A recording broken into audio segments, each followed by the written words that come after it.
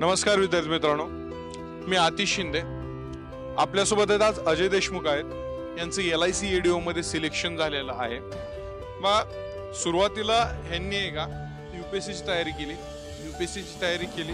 त्याच्यानंतर बँकिंगकडे शिफ्ट झाले. ते बँकिंगकडे शिफ्ट झाल्यानंतर आहे का लगेच त्यांना यश मिळालं. त्यांचा हा प्रवास UPSC वरून बँकिंग यांनी कशी शिफ्ट केली किंवा आहे का शिफ्ट केली, बँकिंग करताना त्यांना काय काय प्रॉब्लेम फेस करावे लागले, त्यातून त्यांना यश कसं भेटलं, हा संपूर्ण प्रवास आपण त्यांच्याच तोंडून ऐकूया.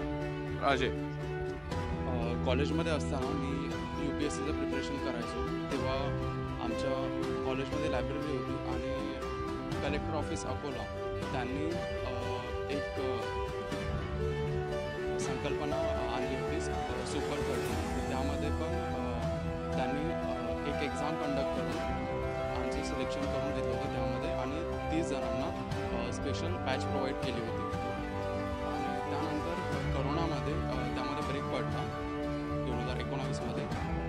नंतर मग अभ्यासामुळे ब्रेक पडल्यामुळे आणि मलासुद्धा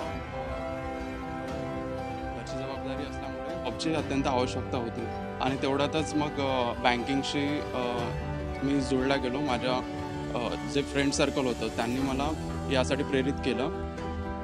आणि 2022 पासून मी बँकिंगची प्रिपरेशन करायला लागलो.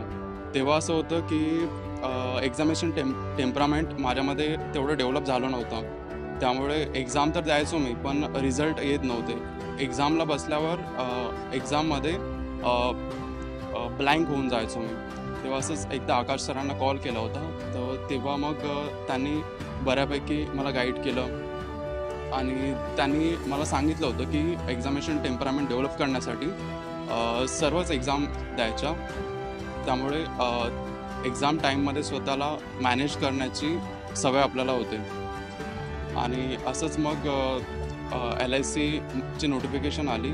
प्री मेन्स आणि इंटरव्ह्यूमध्ये सुद्धा क्वालिफाय झालो. आणि आता मी LICमध्ये ॲज अ डेव्हलपमेंट ऑफिसर वर्किंगमध्ये आहे दादरमध्ये.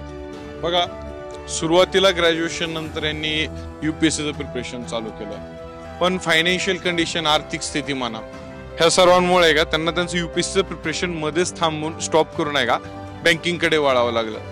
पण विद्यार्थ्यांनो, तुम्हाला ह्याच्या मागचं म्हणजे आपल्याला घेण्यासारखं आहे. थोडक्यात किती आपण आहे का मेहनत करतो हे आपल्यावर डिपेंड असतं. कारण यश आहे का, यश इतक्या सहजासहजी मिळत नसतं. त्यासाठी आपल्याला मेहनत करावी लागते, जिद्द चिकाटी दाखवावी लागते. UPSC केली सरांनी, त्याच्यानंतर 2022 साली बँकिंग स्टार्ट केली. सुरुवातीला अपयश आलं त्यांना, पण ते खचून गेलेले नाही. ठीक आहे, मेहनत केली, योग्य गायडन्स भेटला त्यांना, आणि ते आता आपल्यासमोर ॲज अ ऑफिसर म्हणून उभा आहेत.